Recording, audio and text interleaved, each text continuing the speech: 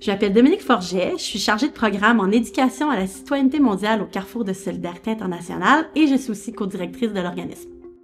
Le Carrefour de Solidarité internationale, on est un organisme de coopération qui existe à Sherbrooke depuis 1976. On a deux secteurs d'intervention, là, je pourrais dire. On a un secteur de projets internationaux.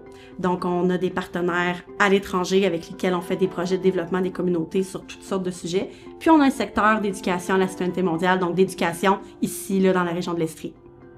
L'éducation à la citoyenneté mondiale, c'est vraiment une manière de mettre les gens en action pour faire vivre les valeurs qui sont au cœur de notre organisation. Donc, c'est autant des projets de sensibilisation que vraiment de mobilisation. Donc, mettre vraiment les gens dans des projets qui vont toucher des enjeux comme la justice climatique, l'égalité de genre, la souveraineté alimentaire.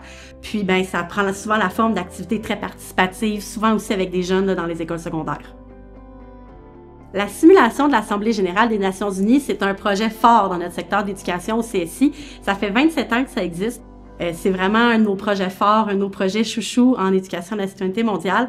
C'est vraiment une simulation de l'ONU pour des jeunes du secondaire. Donc, c'est 110 jeunes de plein d'écoles en Estrie qui se regroupent et en duo, les jeunes doivent représenter un pays.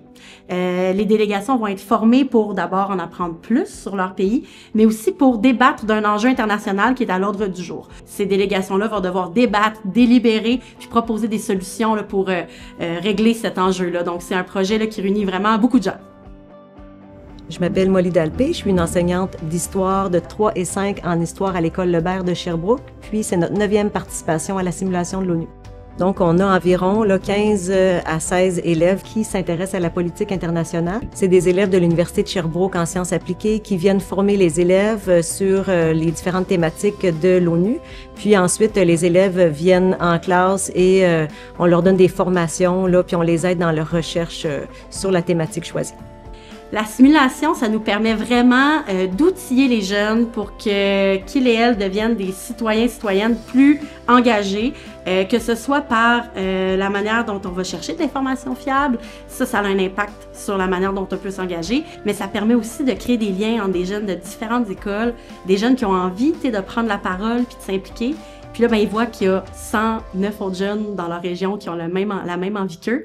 Donc ça, c'est super le fun parce que ça a des retombées directes dans leur vie puis dans leur développement parce qu'ils découvrent des enjeux, mais ils découvrent aussi des personnes qui s'intéressent aux mêmes choses qu'eux. Le fait de s'impliquer et de s'informer sur les différents enjeux internationaux, c'est sûr que ça stimule la mobilisation des élèves parce qu'ils ont été sensibilisés, par exemple, sur ce qui se passe à travers le monde, que ce soit des conflits, sur les inégalités sociales. On va créer donc des humains intéressés et engagés. Pour notre organisme, le programme Québec sans frontières, c'est un peu comme un ami qui est toujours là, pas très loin. Ça fait longtemps qu'on travaille avec Québec sans frontières, donc ça nous permet d'abord d'assurer la pérennité de nos projets. Donc de savoir dans le temps qu'on peut renouveler des partenariats, que ce soit avec des écoles, avec nos partenaires internationaux, mais aussi de savoir qu'on peut rebondir sur les opportunités qui arrivent, des nouveaux projets, des nouvelles collaborations, mais on sait qu'on va pouvoir réussir à développer ces nouvelles idées-là. Puis c'est vraiment un programme qui est incroyable pour un organisme comme le nôtre.